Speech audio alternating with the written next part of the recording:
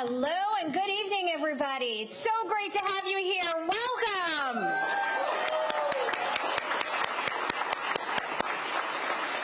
This is an incredible crowd tonight, and we know that you have traveled from both near and far to be here, and it really is a testament to the love that we have for our governor and our First Lady. We're so excited. You know, when the invitation went out for tonight's event, the RSVPs quickly started coming in, and so many of you said that it was so important for you to come. You have shown up and you have shown out, and we are just so excited to have you here. And by the way, before we get started, we have some keepsakes that the governor and the First Lady have provided for you all to take with you. If you look to the back there is a gift table, so please stop by and pick up some of those great gifts and take them with you and help yourselves.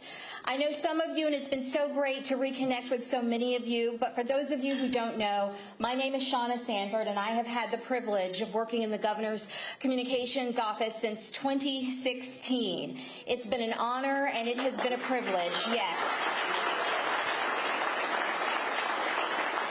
So many times tonight, I cannot believe that we are here at this point. 8 years have just flown by. And somebody said, yes, they go by quickly, and they don't. They do, and they don't. And that is so true. You know, the feeling that I have is certainly not one that I am the only one who has. You will hear from other staff members in just a few moments who feel the same way as I do. Following me, you will hear from Dr. Dana Hunter, who is the Director of the Governor's Office of Human Trafficking Prevention. Then we'll hear from First Lady Donna Edwards, then Matthew Block, who is the former Executive Counsel for the Governor, and then the man himself, Governor John Bel Edwards. Now, I know that staff will agree with me that we have been fortunate to see true servant leadership in action by both of them. They set the pace, and we had to keep up. And I cannot tell you how many times we said, how much longer can they go? Are they ever going to slow down? Where does that energy come from? Well, I'll tell you where it comes from. It comes from the love and the compassion that they have for the people of Louisiana, and always wanting to make life better and move our state forward. And I think you will agree with me that without a doubt, they have done just that.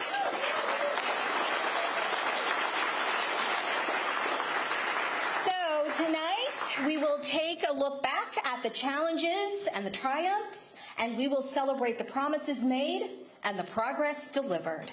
Now, the governor has said this on more than one occasion, and I'm sure that you all have heard it, and we completely agree with him. We have said the best. He's always the one to say one of the best, if not the best, First Ladies in Louisiana history. Who has worked closely with her on one of her top 3 initiatives, which is eradicating human trafficking. Please help me welcome Dr. Dana Hunter.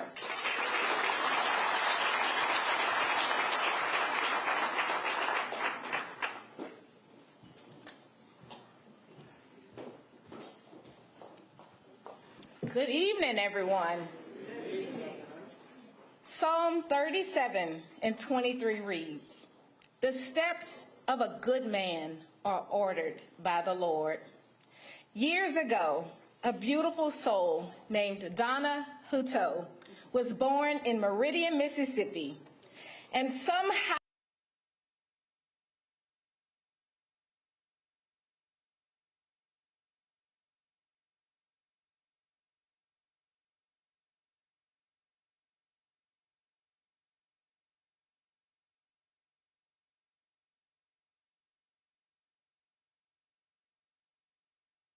future, Donna Hutto Edwards would become the anchor for her family and the rock for her husband, who would be named the 56th governor of the state of Louisiana.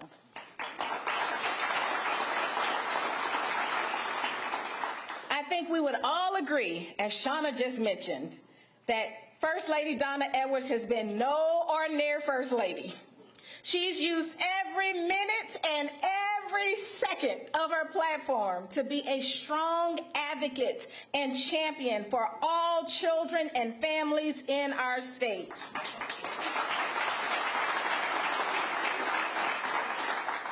Through her foundation, she provided music, arts, and movement education to thousands of children in schools across our state. She also provided leadership and support for more than 4,000 children and youth in our foster care system, ensuring that each child in Louisiana's foster care system has a safe and stable place to call home. First Lady Edwards also advocated for Louisiana's first monumental allocation of state funds to support child advocacy centers across the state of Louisiana, where nearly 6,000 children and youth victims of sexual exploitation receive services each year. Mrs. Edwards has also been a fierce champion in addressing human trafficking. With her leadership, Louisiana has gained national recognition and is now becoming a model for other states in addressing this crime. In 2021, First Lady Edwards established a national coalition for the prevention of human sex trafficking and welcomed first spouses to join her. Through her coalition and foundation, she's provided support for hundreds of human trafficking victims and has partnered with entities to train more than 6,000 professionals internationally, nationally, and statewide through her global summits and statewide trainings. She's also helped to finance and support global organizations such as the Santa Marta Group, as well as organizations right here in our own backyard that provide housing for human trafficking victims, such as Metanoia Manor, Eden Centers, Covenant House, and others. These accolades, ladies and gentlemen, are just the tip of the iceberg. Donna Edwards has a heart for all people, regardless of their race or status. One of my most memorable moments in working with First Lady Edwards was when our grant was set to expire and we could no longer fund our Human Trafficking Survivor Council. So we were concerned, wondering, okay, how will this work continue where we bring survivor leaders to the table and help them, use them, and listen to their voice to inform our work? Well, many of us in this room have heard of Morris Bart's slogan, "One call, that's all." I think we need to borrow that for First Lady Edwards. Because with Donna Edwards, it's one call, that's all.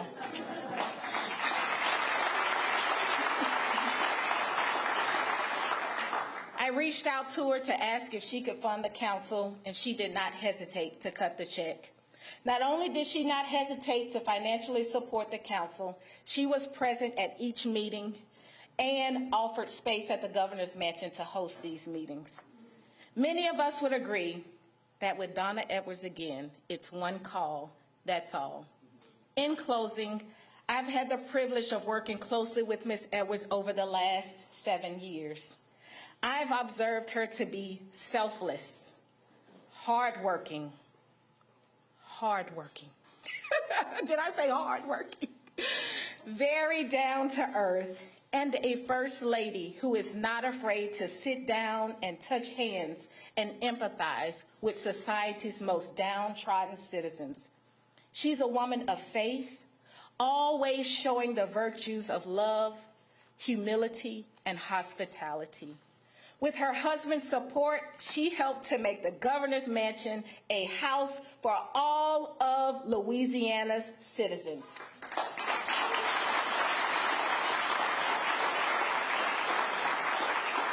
As many of you here in this room will know, she's hosted events and tours almost daily with warmth and grace.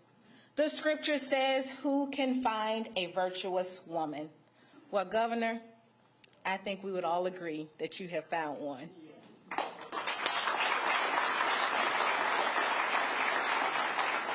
Without further ado, it is my great honor to introduce to you my dear friend, and I dare to say, again, as Shauna mentioned, one of the best First Ladies Louisiana has ever known, Donna Hutto Edwards.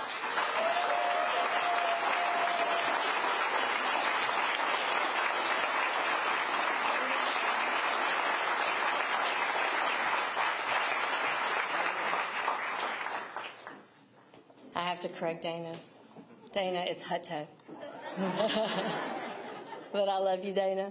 Thank you, Dana. I appreciate you so much for that beautiful introduction. Hello, everyone.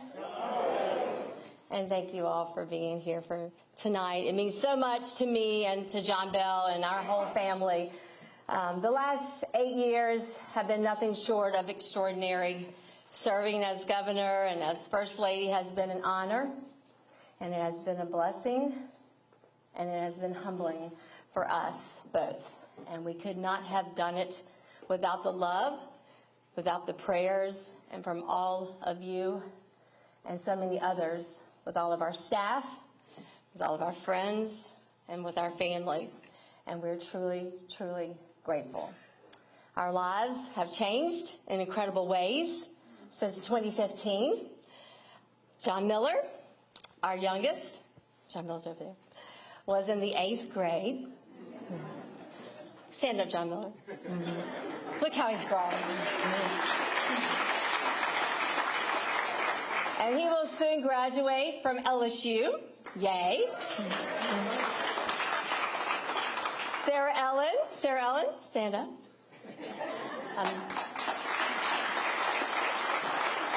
Our middle daughter, you're not supposed to say middle, but our second child was a student at LSU and is now working in D.C. and is married to Christopher Bates. Stand up, Christopher Bates.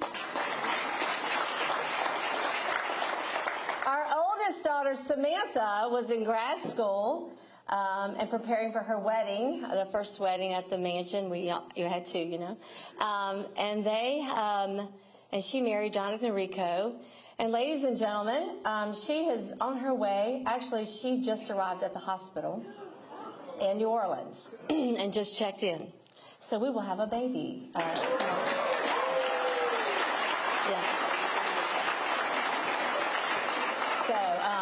So if y'all see me checking my phone, that's why. So to say that we are excited is an understatement. So we're excited. So we have all heard this saying, there is no place like home. There's no place like home. And I didn't wear my ruby slippers, shoes, but it is true. It's more about the people and the memories. And it feels wonderful to be back in the very place where we started, here in our hometown of Amite. And this is where John Bell and I met. It's where we grew up in a loving, faith-filled home, built lifelong friendships here, learned important life lessons here, and raised our family. And we're so proud to call Amite and Roseland our home. We really are. And when I think back to when John Bell and I first met as kids, literally kids, 8th grade, 7th, 6th, maybe 5th. Never in my wildest dreams could I have imagined what was in store for us. But I always felt like he would do great things. We knew that he was going to do great things. And so I was latched onto that. The truth is that when John Bell answered the call to serve, so did our whole family. And from serving in the Army, coming back here to Amite, serving in the community, to state representative, then of course as governor, from Amite to Schofield Barracks, Hawaii, then to Georgia, on to North Carolina, from serving our country, then crisscrossing our great state from parish to parish, me being the driver, as we were campaigning, traveling across our nation, as in the world, really, as governor and first lady, promoting and representing our state, your state, Louisiana. We are immensely humbled by the trust and confidence that you all put in us to lead the state that we love so dearly. And we both know that none of this could be possible without our sweet parents.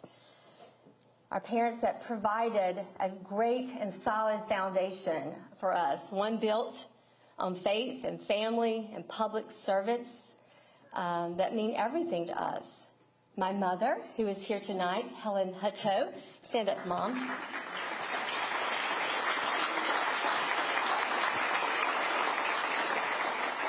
want to thank her for loving me and being with me all the way through. And although we have lost both of our fathers, John Bill's mother last January, we carry them in our hearts every single day. One of my favorite songs, I'm not going to say this right, Morris, is that right? Morris. I wrote about this on my blog, Love in Louisiana. Two of my favorite lines are, when the bones are good, the rest don't matter. And the house don't fall when the bones are good. And John Bell and I count it a blessing to be raised in homes filled with good bones. Homes filled with God, prayer, love, and encouragement. And those are exactly the things that we have tried to impart in our own children and our family and in the work that we have done for the people of our great state. And we have taken our responsibility to serve you with all that we have and to offer this state the dedication of service it deserves. Through our time and our effort, we have always strived to do better, to be good, and make you proud. You know, I came into the office of First Lady not knowing everything I wanted to focus on and not having a job description either. But making the Governor's Mansion a place that all Louisianans could be proud of and a focus on education were always at the forefront. I wanted to use my platform to make a difference in the lives of women, in the lives of children and families. And after much prayer and conversations, I started my Louisiana First Foundation, and my 3 initiatives evolved over time. Teach ma'am. I always say ma'am. Yes, ma'am, no, ma'am, thank you, ma'am. A word of respect in the South and the military. Teach ma'am. Then I had the Louisiana Fosters. And finally, a focus on the prevention and raising awareness of human sex trafficking. Most, if not everyone, knows that I began my career as an elementary music teacher. First in Roseland, some of you may not know that, in a little broom closet, and then on to Amite Elementary, and then to Southeastern Lab School in Hammond. And that's when I became a very big advocate and believing that teaching to the whole child and how important that is. Countless studies show how music and arts and education support and enhance the other core subjects. The arts actually help increase scores of subjects like math and English and science, and the arts are also incredibly therapeutic for children who have had traumatic experiences. Once a teacher, always a teacher. And so I created the Teach Ma'am, which stands for Music Art Movement. We created an ambassador program, provided grants to help teachers, connected students and educators with Louisiana artists, and much more. And my plans are to continue this work by keeping the conversation going on the need for arts in our schools. I also plan to work with our area schools to share the importance of all 3 areas. Last month, we had the pleasure of hosting in the Louisiana Governor's Mansion, Louisiana native and Grammy award-winning musician and artist John Baptiste at the Governor's Mansion. Yes.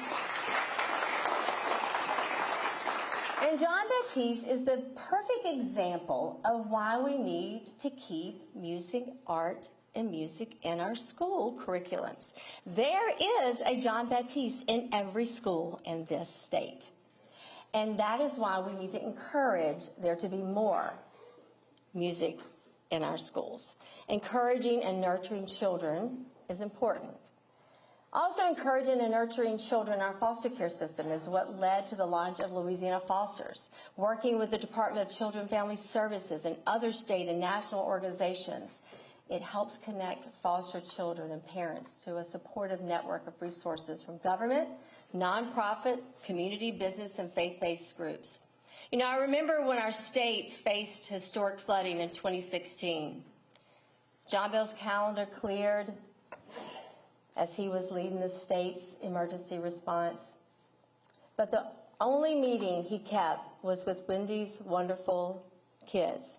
And as a result of that one meeting, Louisiana was chosen. There was 5 states chosen, and out of those 5 states, Louisiana, one of those 5 was chosen. And they brought in additional caseworkers to help find homes for the hardest to place kids and those with siblings who are older or had learning disabilities And in 2016, John Bill came to me and he said, Donna, you're not going to believe this, but 735 children have been adopted out of the foster care program system this year.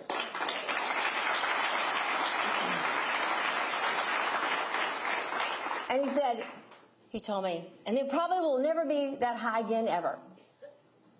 And that was an amazing achievement to be proud of. And I thought to myself, yes, that's amazing. But he should know me by now. And I'm a praying woman and a wife. And guess what?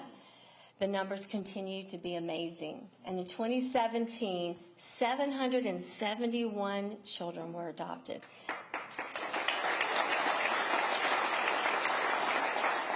In 2018, 912 were adopted. And that was the highest number in a single year. And the numbers have fluctuated over the years. And even in COVID-19, it was incredible. Children were adopted at high numbers. And in 2020, there were 756 children adopted. There are more than 600 to date. Over 6,000 foster children over the last 8 years have been adopted out of the foster care program.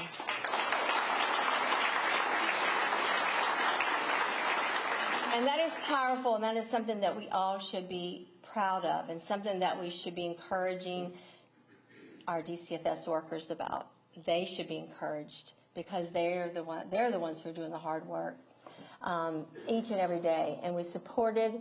John Bill and I supported important legislation, including extending the age of children that can stay in foster care from 18 to 21. That is huge. Yes. It launched the Louisiana Fosters and encouraged civic and faith leaders and organizations to get involved. One of our signature programs under the Louisiana Fosters is One Church, One Family, One Child. And the idea came when I learned that at any given time in Louisiana, there's nearly about 4,000 children in the foster care program any given day in Louisiana. And there's about 4,000 children in our foster care program, and there's about 4,000 churches in Louisiana any given time. In 4,000 churches in Louisiana. Although I asked Google one day, how many churches in Louisiana? And Google says there's 7,000. But so it really is a simple thing. If every church in our state would recruit one good family, and that family would take and a family would go through the foster care program and take in a child, we could take those children and that church wrap themselves around that child and that family. We could take care of the foster care children in our state, y'all. That one program. So talk to your churches. We can do this. So I am grateful to all the churches that have already gotten involved. I mean, we've already got a lot of churches involved. So thank you if you've been doing that work. So thank you. Addressing the very real problem of human trafficking is my third major area of focus. And John Bell and I have made it our mission to help end this terrible crime and help survivors regain control of their lives. And we're not going to stop now. I am proud to announce, drum roll, that Dr. Dana Hunter, stand up, Dr. Hunter.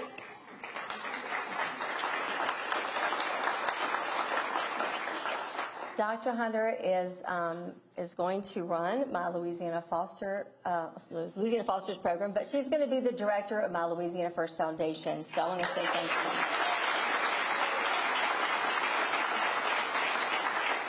She has already put in such hard work. She's already put me to work. She says I work hard. She's incredible, and she's going to take it to a whole different level, and it's going to be an amazing foundation from here on out.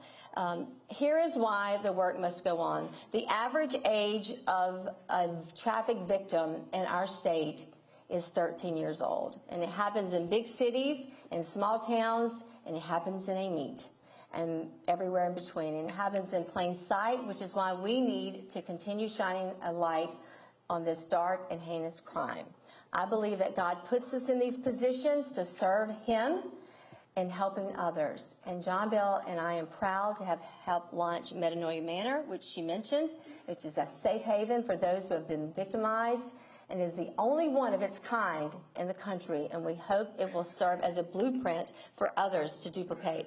I volunteer and I talk with these young girls about their hopes and their dreams through teaching them how to play the piano, making jewelry, painting. We've had important conversations, and by the way, those activities Those are music and art, and those are therapeutic.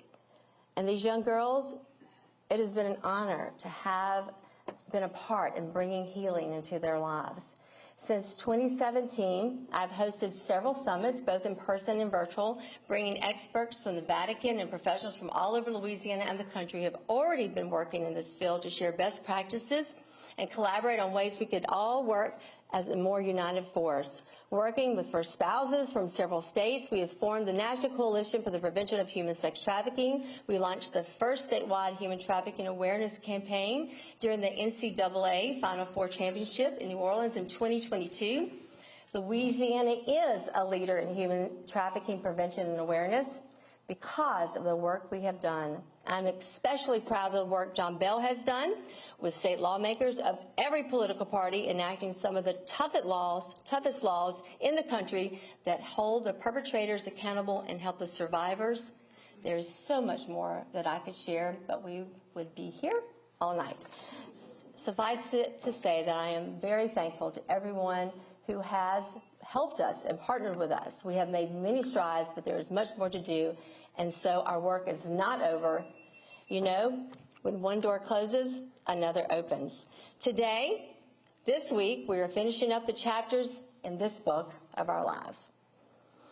But the rest of the stories and books in the series are still being written. John Bell and I are excited. We're excited about returning home, being closer to family and our new grandbaby and friends. And I want to close with a short and favorite scripture that has been a guiding light. Be still and know that I am God. Psalms 46:10. Love the Lord your God with all your heart and with all your soul and with all your mind. This is the first and greatest commandment. And the second is like it. Love your neighbor. Love your neighbor as yourself. Matthew 22. And lastly, although it's not a scripture, leave it better than you find it. Leave it better than you found it. And I do, and John Bell does. And we have tried to do our best to do that throughout our time, our last 8 years. And to John Bell, to the love of my life, as we walk into the sunset together, I pray that this next leg of our journey will be as exciting as the last, with less hurricanes and with less trauma and with a lot of beach walks. But thank you. Thank you, Louisiana. Thank you. We love you. God bless you, each and every one of you. Thank you.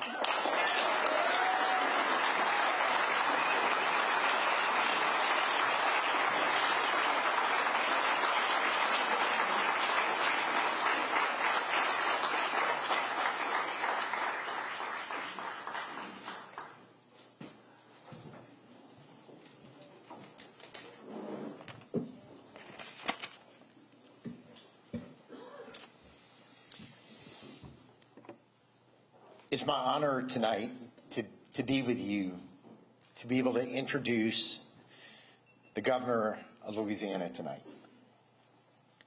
In this, the waning days, the last week of his time is the 56th governor of Louisiana.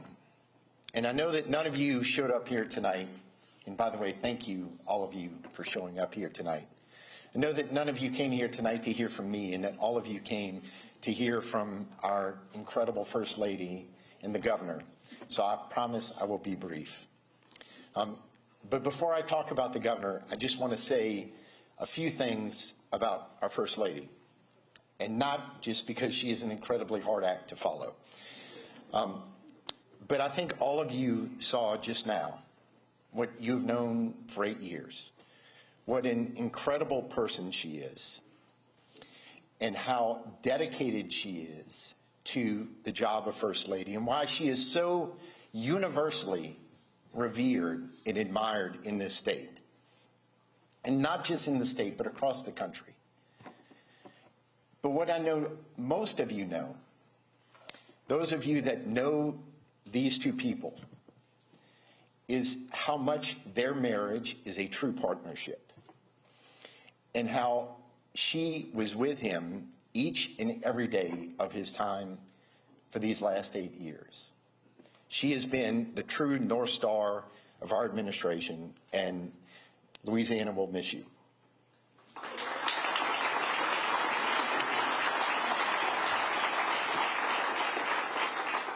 So 8 years ago this week, as the governor was waiting to be inaugurated on the steps of the Capitol and waiting to put his hand on his family Bible and become the governor of Louisiana, his friend and West Point classmate Murray Starkle introduced him.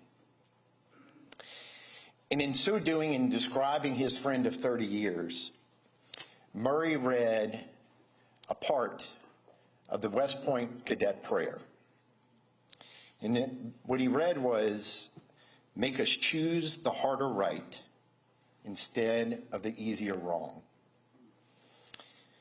I've thought a lot about those words for the last 8 years. They struck me that day, and they continue to strike me today. And I can tell you without hesitation, as I stand here tonight, that through some of the darkest moments in Louisiana's history, the governor has both lived his life and led this state choosing the right path. Though sometimes the easier path, the wrong path, would have been the easy one to take that road. But instead, he made the difficult decisions. Now, I know that shortly when he comes up here, the governor is going to talk about all the things that he has done as governor and how Louisiana, by almost every measure, is a better place than it was 8 years ago. But for me, and I'm sure for so many of you, I think of this more personally, because we in Louisiana have been incredibly blessed to have a governor who is a man of integrity, who is a man of honor and courage and character, a man who woke up every day of his 8 years hard at work, doing his best to make Louisiana a better place.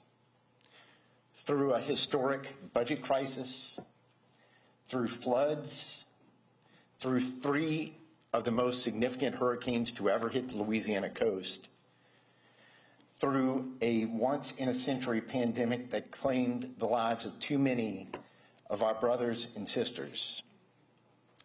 The governor, ever optimistic, ever confident in the path that we were on, led us onward and through. And now he can come back home. And he can take solace in the words of Matthew chapter 25, verse 23. "Well done, good and faithful servant."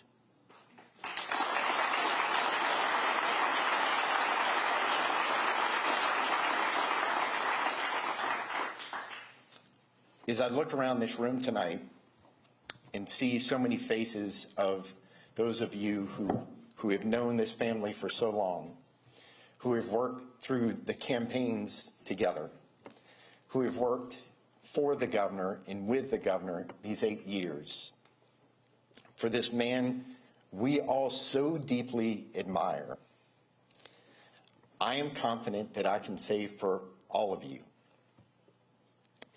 that it has been the honor of our lifetimes to be able to work for the people of Louisiana with and for you.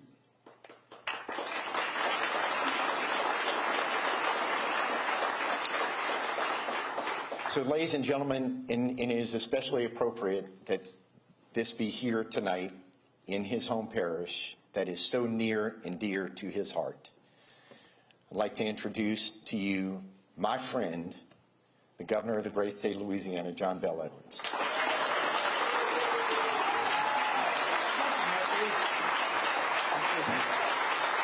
It's like old times, huh? Good evening, everybody. Thank y'all so much for coming out tonight and joining Donna and me in our hometown of Amite. I look across the room and into this crowd. I see family, friends, neighbors, strangers who supported and encouraged me since day one. And as y'all probably know, this town is where I first learned the importance of faith, family, hard work. It's where my mama, a charity hospital nurse, and Papa, one of 4 sheriffs in our family, taught me the value of public service. I grew up here with the best, most loving and supportive siblings who worked so hard to ensure our success. And so before I go further, I want to say to Alice, to Frank, to Clay, to Andrew, to Morgan, and to Daniel, I love y'all all so very much.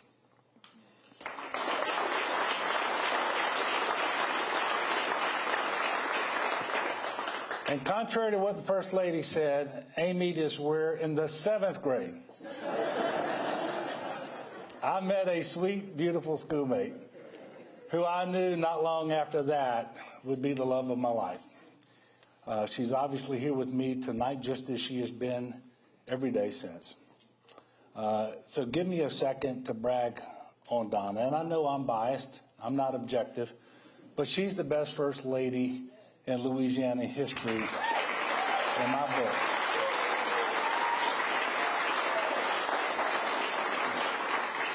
And as she said, there's no job description for that position. But that didn't stop her. She identified the areas that she was passionate about. She used her creativity. She got busy connecting people across the state, even across the nation, and more recently, across the globe, to work with her. And she's done an absolutely outstanding job.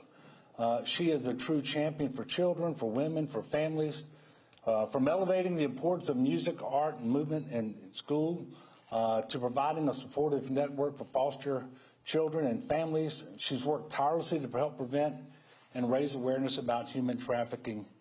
And she's accomplished so much for our state. And she did all of that while also preserving the history and restoring the beauty of the governor's mansion. The improvements that she's made will be there for generations to enjoy. So needless to say, Donna inspires me every day. She prays with me every day. I could not have asked for a better partner in life or a better mother to our children, 2 of whom are here, as you know, Sarah Ellen and John Miller. Samantha Bell is at the hospital. I'm expecting we'll be there pretty soon. And our children have been absolute troopers. You all need to know this.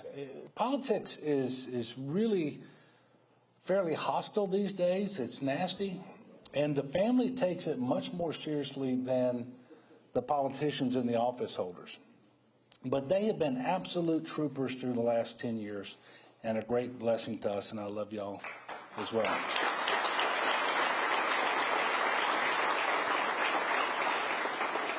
Don and I are so proud to represent this area, to be back in our hometown of Amite. This is where we raised our children. We now look forward to being grandparents. This is where my brother, my father, my grandfather, my great-grandfather has served as sheriff. This is the district that first entrusted me to represent them in elective office.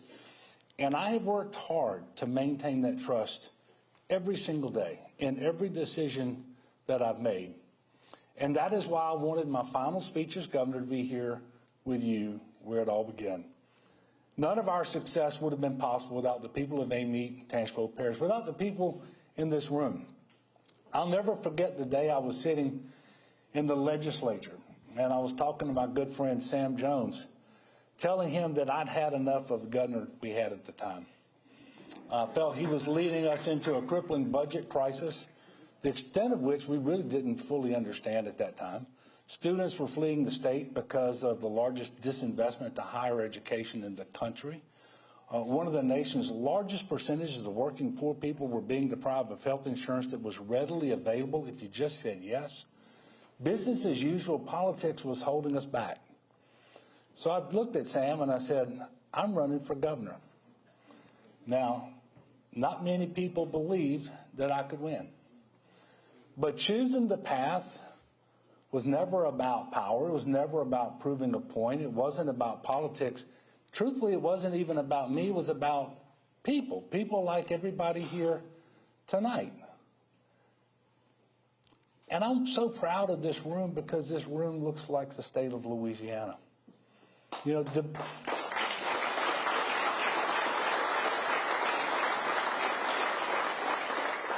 diversity is important to me. It always has been important to me. And I'm proud to say that we have had the most diverse and the most competent administration in state history, with the cabinet, the boards, the commissions, the staff that look like the state of Louisiana.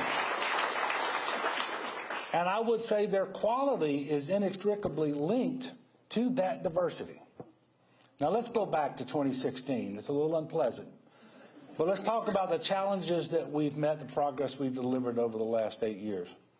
Because my story is your story, and I want to tell all of you what we've been able to accomplish for Louisiana by working together. And every single thing we've done, in contrast to what's happening across the country and certainly in Washington, D.C., has been on a bipartisan basis. Now, spoiler alert. We're going to wrap up, and I'm going to tell you that our state is much better off today than it was 8 years ago. And this is true. This is true in numerous critically important and objectively verifiable ways. And in fact, I'm going to tell you we're not just better, because in some ways that was a pretty low bar. We're the strongest and the best we've ever been in many, many of these measures. When I took office, the state had a $2 billion deficit and a grand total of $400 million in the Budget Stabilization Fund. I'm leaving with a balanced budget and more than $3 billion in 2 reserve accounts. The Budget Stabilization Fund, also known as the Rainy Day Fund, now by itself has $1 billion, more than it has ever had in our history.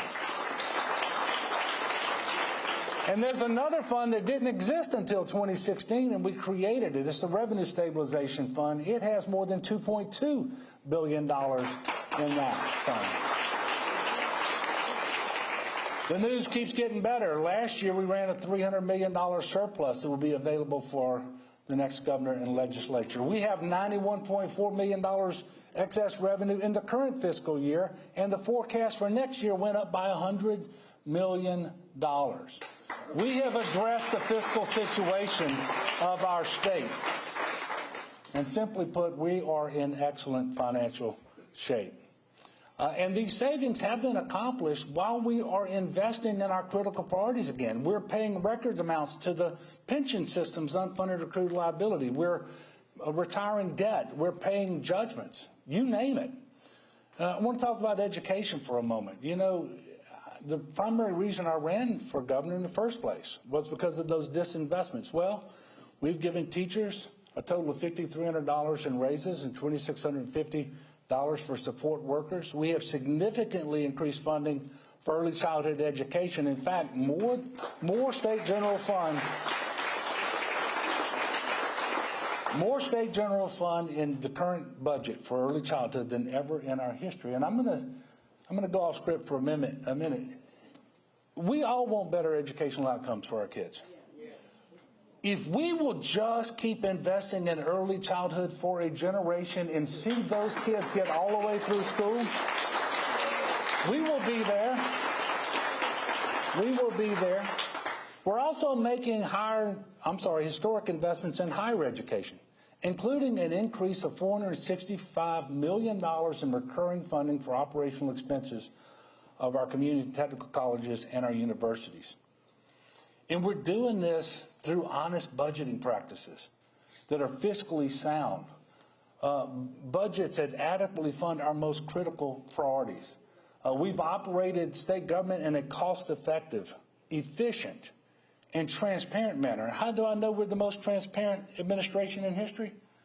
Because Bobby Jindal wouldn't sign the bill, including the governor's office in those transparency initiatives, until he was on the way out and I was on the way in. I'm the only one that's ever operated under it.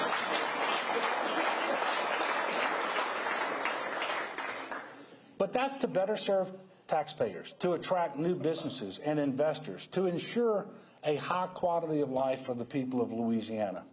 And that is a huge difference from our predecessors' days of smoke and mirrors budgeting, fund sweeps, one-time money for recurring expenditures, incessant budget cuts, only to be followed by mid-year cuts.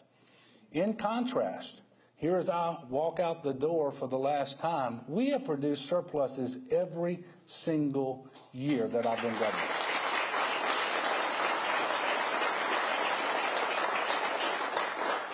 So I think it's appropriate that I pause for just a moment and thank Jay Darden and all the people at the Division of Administration, the wonderful staff for that excellent work. And over the last 8 years, the growth of the state general fund has been less than inflation.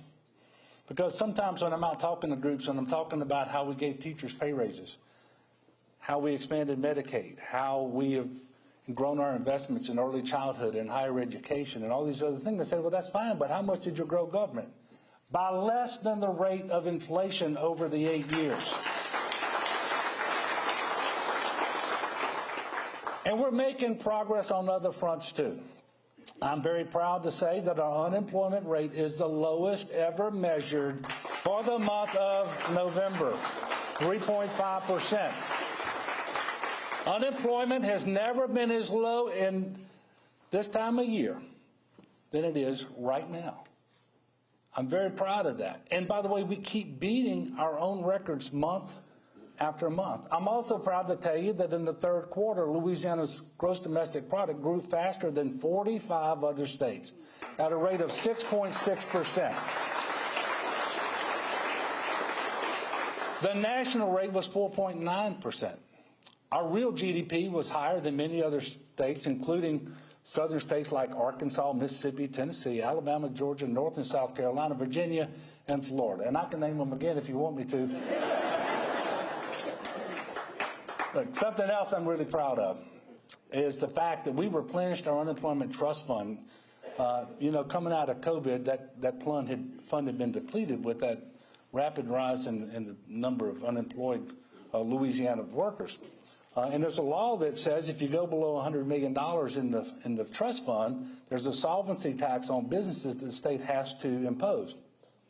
Well, because of COVID, we were certainly headed in that direction. But I insisted that wouldn't happen. We came together. We replenished the fund without taxing employers more. That fund today is at $924 million. And the forecast for August of next year, August of this year, because we're 2024, is almost exactly where it was going into COVID, $1.1 billion. And we're making monumental investments in critical infrastructure. We've allocated nearly $5.5 billion to more than 2,000 projects around the state, including nearly 7,000 miles of road improvements. And by the way, while we're on the topic of transportation, Louisiana certainly has not been shortchanged by the bipartisan infrastructure law. This was the most important piece of legislation on infrastructure to come out of Washington since we did the interstate highway system. But based on formula funding alone, Louisiana will receive $7.5 billion. That's 16th in per capita funding formula. By the way, we're 25th in the country in per capita population, right? So we're 16th. And that's 12th in resilient funding that we've received. And let me just tell you, we are putting those dollars to work for their highest and best use. Over $10.1 billion in bipartisan infrastructure law and Inflation Reduction Act funding has been announced for Louisiana. This includes $1.29 billion for resilience of infrastructure, much of which is allocated to protect Louisiana's coast through grants to CPRA, but also through direct federal spending by the Army Corps of Engineers. And speaking of the bipartisan infrastructure law, we committed years ago to closing the digital divide by 2029. That was the result of a task force that I created to study rural areas of Louisiana so that we could revitalize those areas. And one of the things they came up with at the top of the list is we got to make sure there's high-speed affordable internet all over our state. Just a few weeks ago, I announced that Louisiana is absolutely leading the country in putting that bipartisan infrastructure law broadband funding to work. We're the first state in the nation to receive our funding allocation, setting a model for other states. That's $1.35 billion that our state will have to end that digital divide by 2029 so that every residence, every business in the state of Louisiana has affordable, high-speed internet. Now let's talk about the progress we've made in economic development. We've announced more than 261 economic development projects representing $94 billion in capital investment across our state. Those projects will result in the creation of 80,000 plus direct and indirect jobs. We've expanded programs to create small business contract opportunities with the state. We're supporting women and minority entrepreneurs, promoting small businesses owned by military veterans and Gold Star spouses. I see a military veteran right here in front of me tonight. Thank you very much, Louis, for being here. Hudson Initiative expenditures with disadvantaged businesses increased nearly 300% between 2016 and 2022, from $32 million to $90.5 million. In 2016, I signed an executive order to rein in and reform the industrial tax exemption program that was more generous than it needed to be. So now, instead of the 100% exemption from ad valorem taxes, property taxes that ran for 10 years, it's now an 80% exemption for a 5-year term with the option for another 5-year term if the manufacturer meets all of their obligations. And we tied this exemption to job creation and we gave locals a voice. This is especially appropriate because it's only local dollars at issue. The state doesn't levy a property tax. And there were fears that these ITEP reforms would reduce capital investment in the state. But not only were those fears unfounded, they were exactly wrong. ITEP projects average $10 billion a year pre-reform, and post-reform, they've averaged $25 billion, giving local governments a say in whether their property taxes are exempted has proven extremely beneficial to communities and to the state. In fact, locals have realized more than $750 more in revenue to fund police and fire protection, education, local roads and bridges than they would have had we not reformed the program. Louisiana's manufacturing jobs, the gold standard indicator of economic health due to their positive ripple effect across the economy, ended 2022 at their highest level in 7 years. We have successfully implemented an all-of-the-above energy strategy that leveraged the only climate action plan in the Gulf South to drive new energy investments while continuing to support companies that meet current market demand for oil and gas. Just last week, the EPA gave Louisiana primacy in Class 6 well permitting, just the third state in the nation to get primacy. And this will allow us to reduce CO2 emissions, grow the economy, and create jobs, all in furtherance of our climate action plan. Thank you. And the result of these efforts is that Louisiana is now a global leader in the energy transition and a major international player in the booming LNG market. Economist Lauren Scott predicted a few weeks ago that Louisiana will add 80,000 new jobs in 2024 and 2025, thanks in large part to the huge investments we are seeing across the state in clean energy projects. We capitalized on coastal restoration efforts to establish Louisiana as an international water management industry hub anchored by the water campus in Baton Rouge. We've completed 72 projects, we've started 82 more, and we have procured $12.5 billion in coastal funding. We're diversifying our economy. We've supported investments in emerging sectors such as tech, cybersecurity, life sciences, aerospace, and reinvestments in logistic assets like the $1.8 billion Louisiana International Terminal container facility at the Port of New Orleans. And I'm immensely proud that my first act as governor was to expand Medicaid.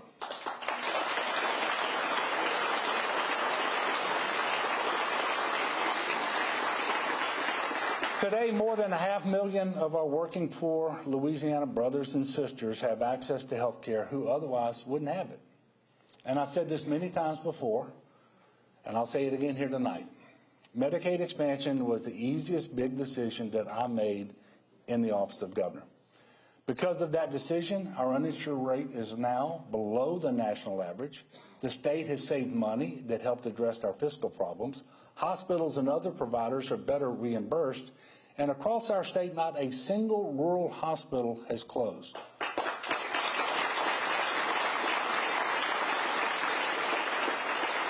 That is a far cry from the situation of some of our neighboring states. In 2017, we advanced bipartisan criminal justice reform. We reduced our incarceration rate from 760 per 100,000 in 2016 to 564 in 2021, which is the latest data that we have. And I said we would do this when I ran for governor, not knowing if I could deliver, but on my way out the door, I can tell you Louisiana does not have the nation's highest incarceration rate.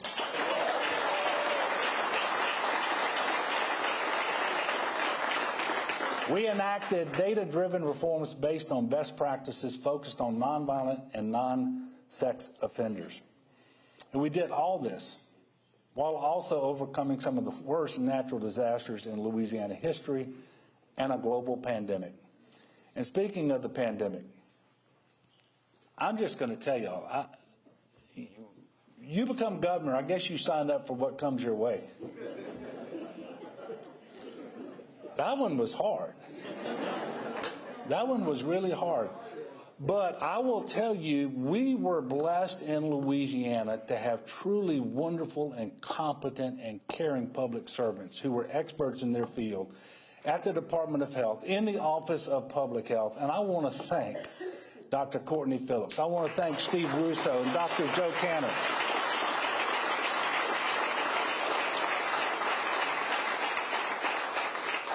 If it looked like I was calm and collected and somewhat knowledgeable, it was only because of their tremendous work. You know, somebody counted these up, but there were over 244 emergencies over the last 8 years, right at 50 state emergency declarations, and more than 20 federal disaster declarations. I don't know if that's a record, but FEMA told me they can't find any state that's ever had that number. And we've met every single one of those challenges.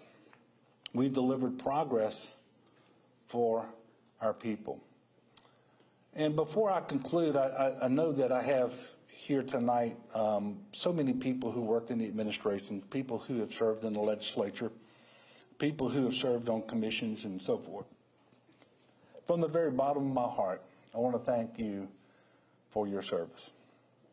You all have just been terrific. And one of the greatest blessings that I have known is just having the ability to work with you all, to know how much you care about this state and its people, to see you get up every day and go to work, to make sure that we can say the things that we are saying tonight.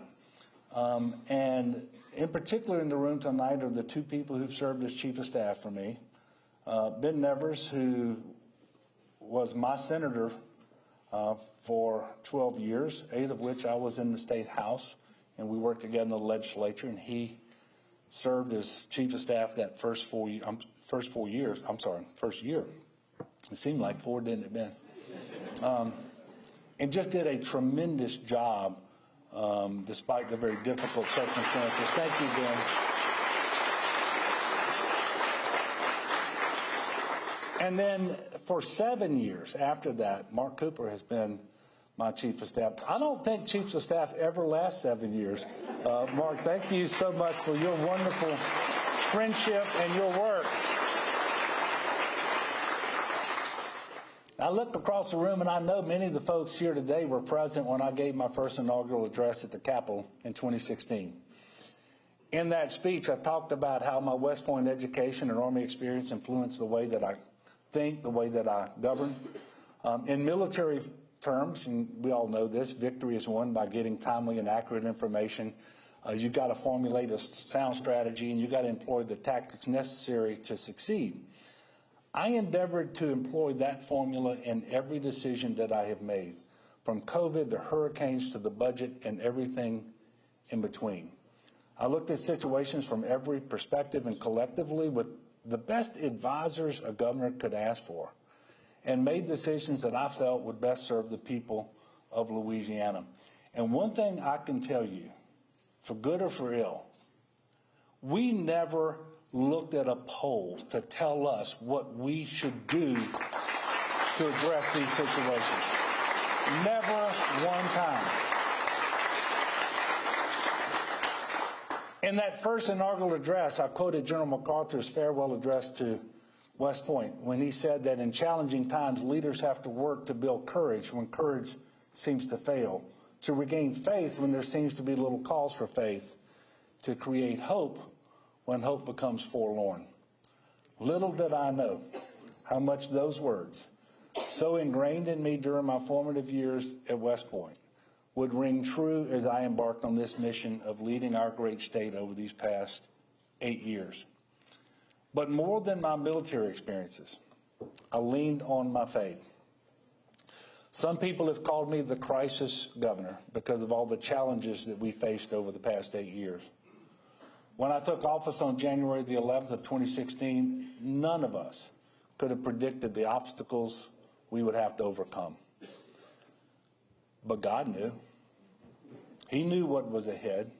I put my trust in him, and I will be forever humbled that he and y'all saw fit to entrust me to lead and to serve Louisiana during those trying days. And my prayer at the beginning of this journey, and really every day since, was that of Solomon. But I'm going to use my words. And I know Brother Rodney has heard me say this. Just give me the wisdom to know the right thing to do and the courage to do it. Together, we have righted so many wrongs. We've built on the future while maintaining what makes Louisiana great. The sugar cane still grows. The Red River still flows. Tourists still flock to Mardi Gras. The Tangipahoa Parish strawberries are still the best in the world. The good times still roll. And yes, we have challenges, to be sure.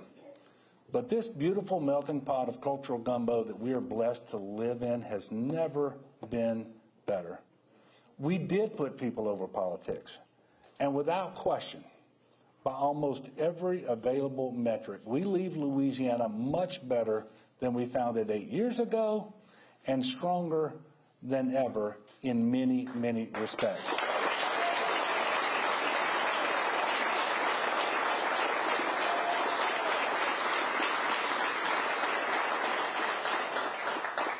And as a result, I leave the governor's office as optimistic as I have ever been about our future. After all, the breeze of hope is still blowing. And I have every faith that that will continue. Louisiana, I will forever be your humble servant. But for now, and I say this to all my friends here in Amite, I'm coming home with a grateful heart for the opportunity that I have had to serve this wonderful state and all the beautiful people who inhabit it. God bless you all, and God bless the great state of Louisiana. Thank you.